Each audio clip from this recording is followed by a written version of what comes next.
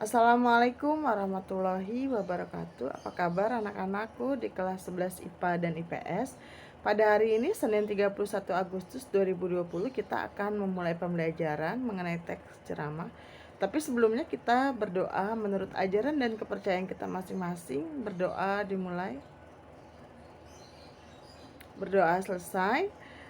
Pada hari ini kita akan membahas mengenai teks ceramah dengan kompetensi dasar, mengidentifikasi informasi berupa permasalahan aktual yang disajikan dalam teks ceramah.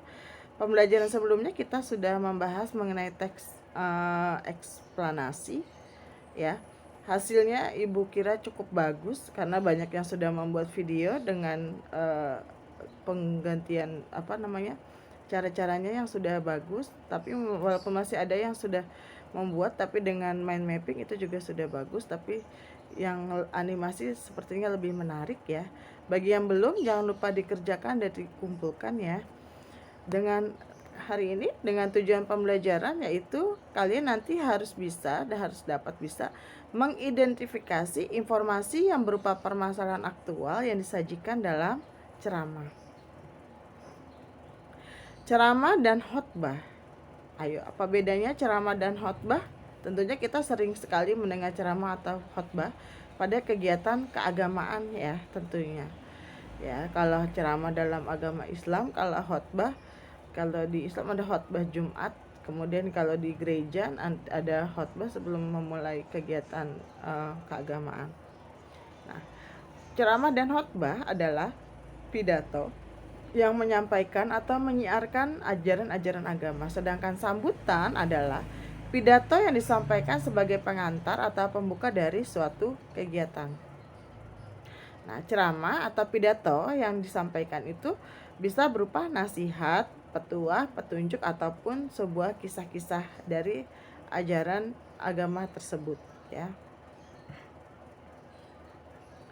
Nah, unsur-unsur ceramah di sini ada 5. Yang pertama harus ada penceramah, pendengar, materi, kemudian metode ceramah, kemudian media ceramah. Nah, penceramah adalah orang yang melakukan kegiatan ceramah. Itu namanya penceramah. Nah, untuk menjadi penceramah, seseorang harus memiliki ilmu yang mumpuni terhadap materi yang diberikan kepada pendengar. Jadi agar tidak salah apa yang disampaikan itu dan kebenaran bisa dibuktikan dengan kebenaran. Gitu. Kemudian yang selanjutnya ada namanya pendengar. Ya. Pendengar adalah orang yang mendengarkan nasihat-nasihat dari si penceramah. Nah, pendengar ini tidak terbatas status sosialnya, umur, jenis kelamin, latar belakang, dan lain. Siapa saja bisa mendengarkan penceramah. Misalnya nanti kamu bawa adik kamu yang usianya lebih kecil datang ke kegiatan keagamaan. Nah, itu kan berarti tidak terpaut dengan usia. Siapapun boleh mendengarkan ceramah. Selanjutnya, materi. Materi berasal dari ajaran-ajaran agama. Jadi setiap ajaran agama itu pasti akan menyampaikan materi yang berbeda-beda. Nah, ceramah yang bagus adalah ceramah yang mampu membuat pendengar tergugah dan terdorong untuk melakukan nasihat-nasihat yang disampaikan oleh si penceramah.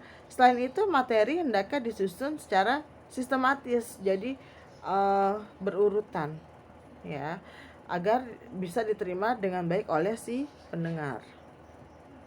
Selanjutnya yaitu metode ceramah. Nah, metode ceramah ini ada 4. Yang pertama impromptu, yaitu metode dengan tanpa persiapan. Nah, biasanya ini yang bisa melakukan impromptu ini orang yang sudah memiliki jam terbang berceramah yang cukup tinggi. Kalau kamu disuruh menyampaikan sebuah cerita, kalau kamu tidak ada di tempat kejadian, pasti karena tidak ada persiapan juga jadi mungkin tidak akan bisa gitu. Atau kalian nanti disuruh membuat ceramah temanya diberikan pada saat ketika kalian sudah ada di atas panggung. Nah, kalau kalian tidak memiliki jam terbang yang banyak pasti tidak akan bisa. Kemudian yang kedua itu menghafal. Nah, ini bisa dilakukan dengan persiapan. Kemudian setelah dipersiapkan, dicari apa materinya, temanya apa, kemudian nanti dihafal. Nah, itu Biasanya metode ini metode yang lebih mudah. Yang ketiga, membaca naskah. Nah, di sini yaitu melakukan ceramah dengan naskah lengkap. Biasanya ceramah yang eh, apa namanya?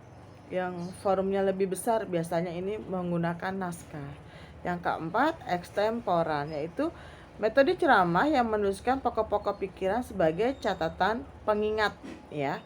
Di sini ekstemporan ini ada beberapa poin-poinnya untuk membaca teks ceramah itu. Selanjutnya, media ceramah. Media ceramah itu alat yang digunakan untuk menyampaikan materi kepada pendengar.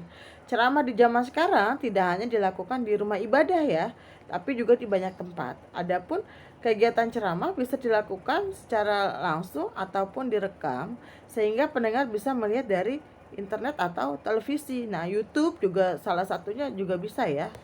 Gitu. Selanjutnya, ciri kebahasaan teks ceramah. Yang pertama, menggunakan kata ganti orang pertama atau tunggal dan kata ganti orang kedua jamak sebagai sapaan. Kata ganti pertama contohnya saya, aku, kami ya. Sementara untuk kedua anak-anak, hadirin, Bu, Ibu gitu. Biasa itu yang digunakan. Atau saudara-saudara, saudara-saudara. Biasanya seperti itu kan? Ya. Selanjutnya, yang kedua, menggunakan kata teknis atau peristilahan yang sesuai dengan topik yang dibahas. Nah, apa yang dibahas biasanya akan muncul seperti prosa, puisi, bisa dipakai. Kemudian etika berbahasa, sarkasme, majas, kesantunan berbahasa gitu ya. Ini ya topik yang akan dibahas. Selanjutnya, menggunakan kata-kata yang menunjukkan hubungan sebagai akibat. Nah, misalnya dengan demikian akibatnya nggak boleh begini-gini ya, oleh sebab itu, maka dari itu gitu. Sebab, karena. Nah, banyak memakai kata kerja mental, memprihatinkan, mengagumkan, memperkirakan, diharapkan, berasumsi, menyimpulkan, berpendapat gitu ya. Nah, ini yang sering kita gunakan. Selanjutnya itu menggunakan kata-kata persuasif, yaitu kata-kata ajakan, diharapkan, sebaiknya, hendaklah, perlu, harusnya gitu. Nah, selanjutnya memiliki kata dan data yang memperkuat argumen dalam teks. Terakhir, terdapat komunikasi dua atau banyak arah. Jadi saya kalau ketika berceramah, kita berceramah kan nggak mungkin ketika kita berceramah tidak ada audiensi atau pendengarnya. Jadi harus ada komunikasi dua arah. Ketika saya mengucapkan salam, si audiensnya akan menjawab salam. Nah, itu ceramah komunikasi dua arah yang baik antara si pembicara dan pendengar dalam sebuah teks ceramah. Nah, struktur ceramah. Pertama, pembuka. Ada 3 ya struktur teks ceramah: pendahuluan, isi ceramah, dan penutup. Pendahuluan ini berisi pembuka, kemudian pengantar.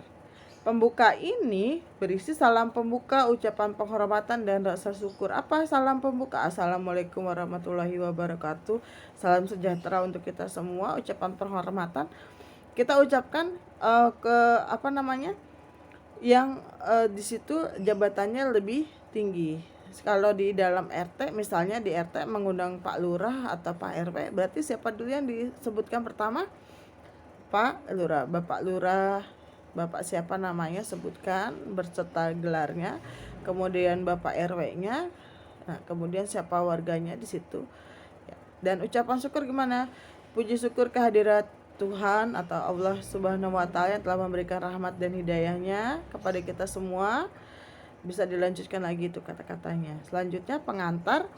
Nah, bagian ini pengantar mengarah pada topik apa yang mau kita sampaikan di situ. Nah, ini ada pengantarnya dulu sebelum ke isi ceramah. Nah, isi ceramah ini isinya inti dan gagasan, berupa inti dan gagasan. Nah, inti ini berisi paparan dari si penceramah mengenai pandangan umum, ilustrasi itu apa? Gambaran dari materi yang akan disampaikan. Apa gagasannya? Gagasan itu ide besar yang ingin disampaikan kepada pendengar. Jadi ketika sudah mencapai ke inti, dibuat kalimat penjelasnya lagi di situ.